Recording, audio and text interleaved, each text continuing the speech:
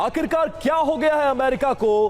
पिछले 10 सालों में पहली बार ऐसा हुआ है जब कोई अमेरिकन प्रेसिडेंट चाइना के दौरे पर गया और बहुत आशाएं और आकांक्षाएं लेकर गए हो, लेकिन वहां से वापस आने के बाद अब क्या करेगा अमेरिका?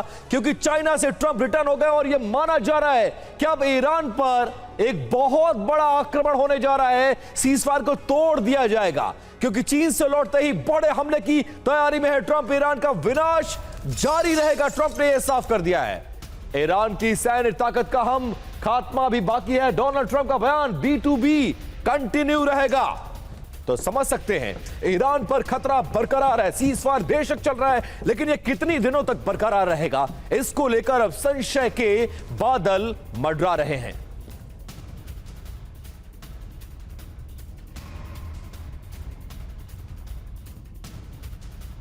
तो आप समझ सकते हैं चाइना से वापस लौट गए हैं डोनाल्ड ट्रंप और लौटते ही एक बहुत बड़ा बयान दिया है।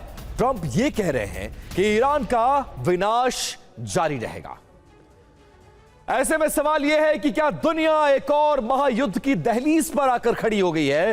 ट्रंप के बयान और हालिया घटनाक्रम को जोड़ें तो इशारा इसी तरफ जा रहा है कि एक बहुत बड़ा युद्ध और सामने आ रहा है। पहला संकेत क्या है? खुद ट्रंप के उस बयान को देखिए जिसने तेहरान में अब खलबली मचाकर रख दिया। ट्रंप ने साफ कह दिया है कि धैर्य खत्म हो चुका है, यानी अब बातचीत का समय बीत गया है। उधर ट्रंप के सबसे करीबी सहयोगी इजराइल ने दूसरा बड़ा संकेत देते हुए यह स्पष्ट किया है कि और एक जल्द ऑपरेशन के लिए इजराइल खुद को तैयार कर चुका है।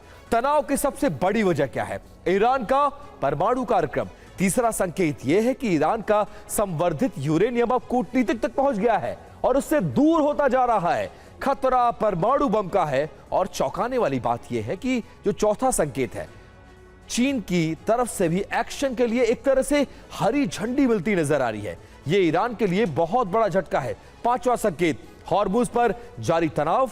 हॉर्मुज पर ईरान के रोज नए ऐलान, कभी टोल वसूली, कभी नया जोन, और अब अमेरिका की मांग यह है कि हॉर्मुज को खोला जाए। यह तकरार महाविनाश को जन्म दे सकती है। छठवां संकेत क्या है? पूरे पश्चिम एशिया में अमेरिका का नया भारी सैन्य जमावड़ा हो चुका है। सैनिकों की संख्या पहले से ज्यादा बढ़ा दी गई है। फाइटर जेट्स मिडिल ईस्ट में लगातार उड़ान भर रहे हैं। कैरियर स्ट्राइक ग्रुप्स भी वहां पर तैनात है। सातवां और सबसे खतरनाक संकेत यह है कि खाड़ी देशों से अमेरिका के राजनयिकों की अचानक वापसी शुरू हो गई है। इतिहास गवाह है कि दूतावास खाली होने का मतलब अक्सर जंग होता है। आठवां और सबसे महत्वपूर्ण संकेत यह है कि सीजफायर होने के बावजूद बार बार झड़पें हो रही हैं। शांति सिर्फ कागजों पर सीमित है। नौवां संकेत, सीरिया और लेबनान में ईरान के प्रॉक्सी संगठनों की घेरेबंदी तेज हो गई है। और अंत में 10वां संकेत, ट्रंप पर अपनी जनता और अपने सहयोगियों का बहुत ज्यादा दबाव है कि वह जल्द से जल्द इस जंग का अंत करें। यानी ट्रंप को अब निर्णायक कदम उठाना ही पड़ेगा। तो अल फुजैरा के पास अमेरिकी एयरफोर्स का मूवमेंट नोटिस किया गया है। शिप बोर्डिंग वाले इलाके में दिखी है अमेरिका की मूवमेंट। अमेरिकी एयर रिफ्यूलिंग विमान की उड़ाने को ट्रैक किया गया है।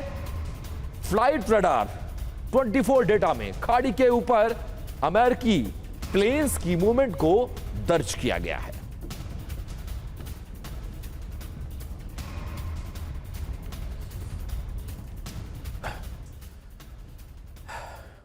और फारस की खाड़ी में अमेरिकी जासूसी विमान की उड़ान देखी गई है। अमेरिकी वायुसेना रिवेट ज्वाइन कर रही है और उसकी निगरानी कर रही है। ईरान और हॉर्मुज के पास अमेरिकी स्पाई विमान देखा गया। ग्रीस के सऊदा बे से उड़ान भरकर यह पहुंचा है विमान। खाड़ी क्षेत्र में सिग्नल इंटेलिजेंस मिशन पर नजर रखी जा रही है इसके जरिए।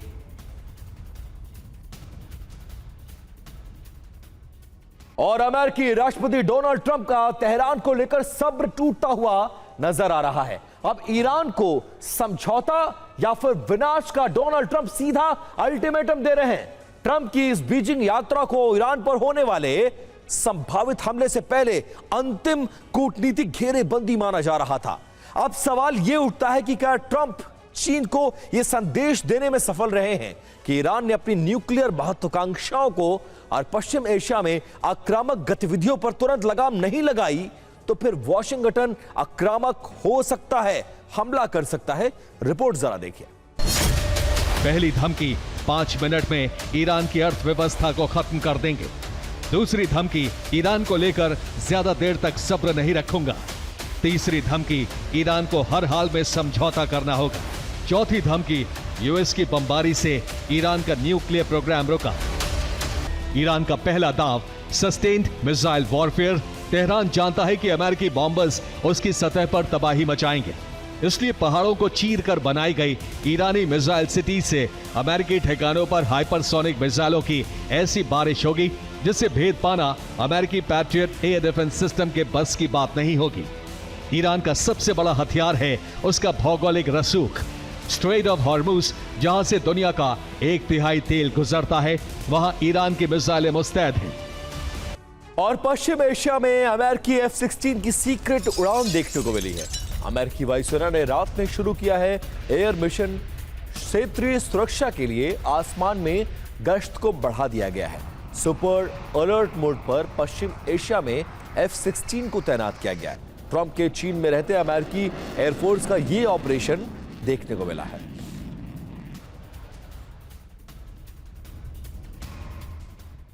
और यूएसएस त्रिपोली के साथ अमेरिका की जंगी तैयारी। ईरान के करीब अमेरिकी मरीन्स का एक बड़ा सैन्य अभ्यास देखने को मिला है। सी हॉक हेलीकॉप्टर से उतरे हैं अमेरिकी कमांडोज। ईरान के खिलाफ अमेरिकी नाकेबंदी में 20 से ज्यादा वॉरशिप तैनात हैं।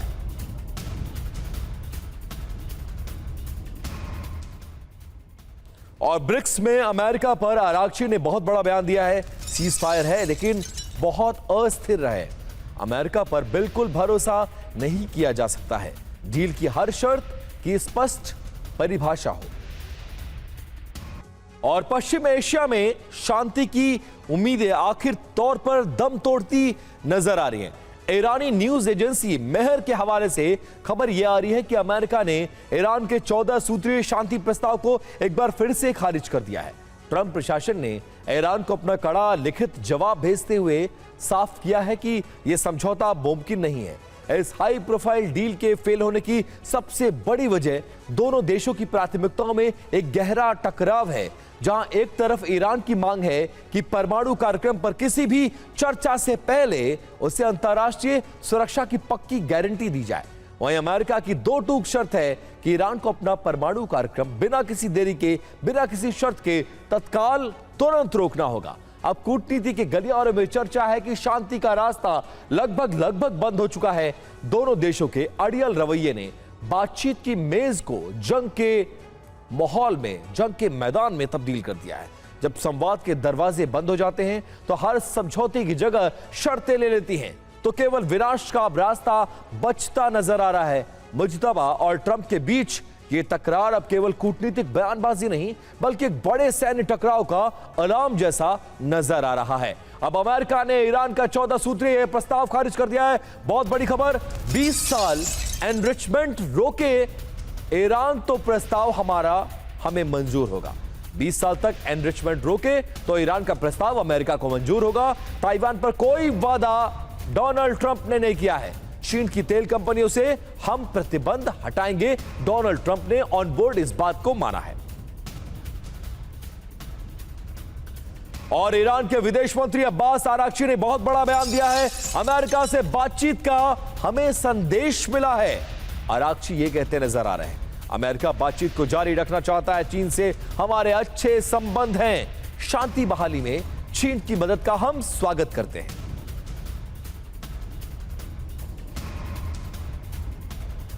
और ब्रिक्स देशों के विदेश मंत्रियों की बैठक के दौरान एक बहुत बड़ा राजनीतिक टकराव सामने आया। ईरान के विदेश मंत्री अब्बास आराघची ने यूएई पर सीधा हमला बोल दिया। ईरान का आरोप है कि यूएई सिर्फ अमेरिका और इजराइल का मूक दर्शक नहीं है। ईरान ने अपने खिलाफ सैन्य अभियानों में सीधा उनको भागीदार बताया है। और दोनों राजनयिकों का यह सीधा टकराव ब्रिक्स के सम्मेलन में देखने को मिला है। और ब्रिक्स के मंच पर अब एक नया कूटनीतिक मोर्चा खुलता नजर आ रहा है। ईरान और संयुक्त अरब अमीरात के बीच बढ़ती तल्खी ने संगठन के भीतर खलबली मचाकर रख दिया है। ईरान के विदेश मंत्री अब्बास अराक्ची ने सीधा और गंभीर आरोप लगाया है कि इस क्षेत्रीय तनाव में यूएई पूरी तरह से अमेरिका के पाले में आकर खड़ा हो गया है। ईरान ने यह आरोप कुछ दावों के आधार पर लगाया है। तेहरान का दावा है कि यूएई ने न केवल अपने एयरबेस अमेरिका को सौंपे हैं, बल्कि अमेरिकी फाइटर जेट्स को ईरान के खिलाफ उड़ान भरने की खुली छूट दे दी है। यही नहीं, ईरान के खिलाफ अमेरिका के सीक्रेट सैन्य ऑपरेशंस में भी यूएई ने जमीन और संसाधन को उपलब्ध कराया है। सबसे बड़ा आरोप इंटेलिजेंस को लेकर है। कहा जा रहा है कि यूएई अपने एडवांस रडार और खुफिया डेटा सीधे अमेरिका और इजराइल के साथ साझा कर रहा है। ईरान का मानना है कि जब अमेरिका पर हमले का खतरा बढ़ा तो यूएई ने अपने डिफेंस सिस्टम को अमेरिकी बेसों की ढाल बनाकर रख दिया है। ईरान यह भी आरोप लगाता है कि ब्रिक्स की बैठकों में भी यूएई का रुख लगातार ईरान विरोधी रहा है और वो हर उस प्रस्ताव का समर्थन कर रहा है जो तेहरान की घेरेबंदी करता है। और ईरान पर नए हमले को लेकर इजराइल से एक बड़ी खबर आ रही है। पहली खबर यह है कि नए ऑपरेशन की तैयारी की जा रही है। दूसरी खबर, ईरान का इंफ्रास्ट्रक्चर अब टारगेट पर होगा। तीसरी खबर, किसी भी वक्त हमले की आशंका बढ़ गई है। चौथी खबर, पहले से ज्यादा घातक अटैक इस बार किया जाएगा। पांचवी बड़ी खबर, नेतन्याहू और रक्षा मंत्री, इजरायली रक्षा मंत्री यह ऐलान करते नजर आए हैं।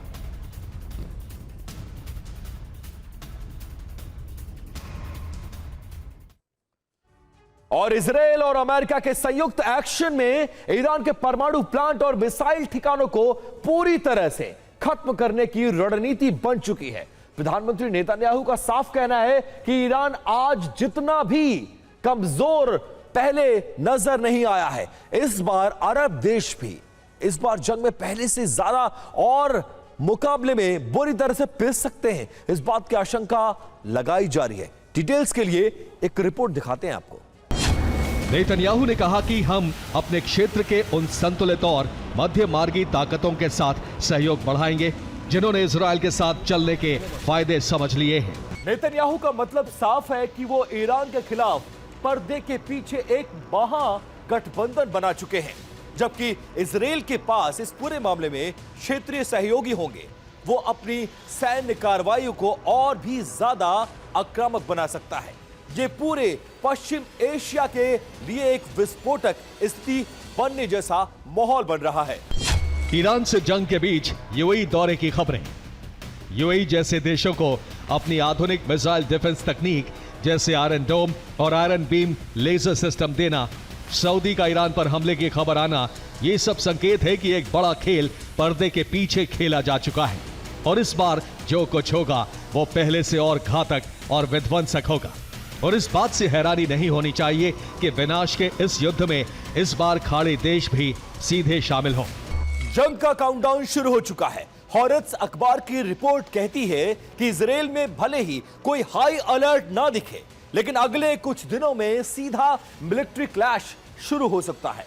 ट्रंप की टीम ने यह साफ कर दिया है कि अगर ईरान ने स्टेट ऑफ हॉर्मुज से अड़ंगा डाला तो अमेरिकी नौसेना उस नाकेबंदी को बलपूर्वक तोड़ भी सकती है। वॉशिंगटन में चिंता इस बात की है कि अगर ईरान के तेल के कुओं में आग लगी तो फिर पूरी दुनिया में तेल की कीमतें आसमान को छू लेंगी।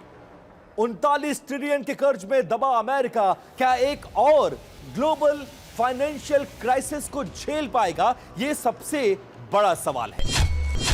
पहला चरण 24 से 48 घंटे का हो सकता है, जिसमें संभव है कि ईरान के मौजूदा नेतृत्व को एक बार फिर टारगेट किया जाए। कमांड सेंटर्स को तबाह किया जाएगा, सरकारी मिनिस्ट्रीज पर बमबारी की जाएगी।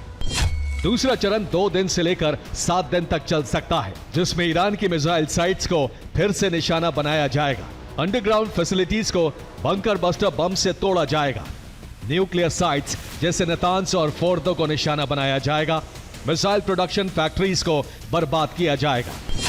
तीसरा चरण 7 से 14 दिन का हो सकता है, जिसमें ईरान के नेवल बेसेस को तबाह किया जाएगा। स्ट्रेट ऑफ हॉर्मुज पर पूरा नियंत्रण लेने की कोशिश होगी। ईरान की नेवल और एयर पावर को खत्म करने का मकसद होगा।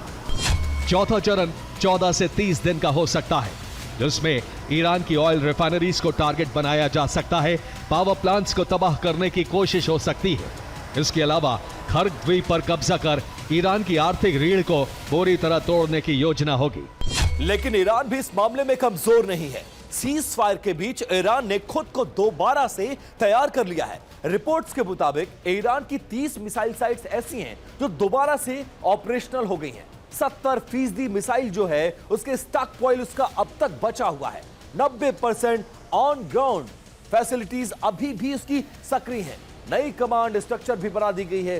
प्रॉक्सी फोर्सेस अब और भी ज्यादा पहले से खतरनाक होती नजर आ रही है। और खबर यह है कि ट्रंप के चीन दौरे के दौरान अमेरिका की बेइज्जती हो गई है।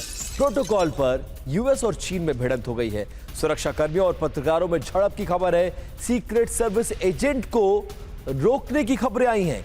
एक महिला स्टाफ भी धक्का मुक्की में घायल हो गई है।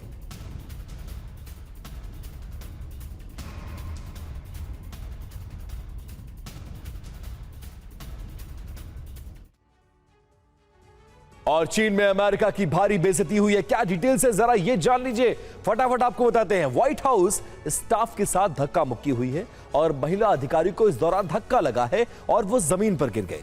टेंपल ऑफ हेवन में सीक्रेट सर्विस एजेंट को रोका गया है। इसके साथ खबर यह है कि अमेरिकी पत्रकारों को भी मोटरकेड से दूर रखा गया। कड़ी निगरानी और प्रतिबंधों से नाराजगी इतनी ज्यादा बढ़ गई कि यूएस प्रेस टीम को बिल्डिंग रूम में बंद कर दिया गया। पत्रकारों ने जबरन चीन की सिक्योरिटी को पार किया है। बीजिंग में यूएस के पत्रकारों पर सख्त नियंत्रण रखा गया था। यूएस पत्रकारों की पानी की बोतलें तक भी जब्त कर ली गई हैं। यूएस स्टाफ के शौचालय जाने पर भी प्रतिबंध लगाया गया था। अमेरिकन स्टाफ की लगातार चाइना में निगरानी रखी गई है।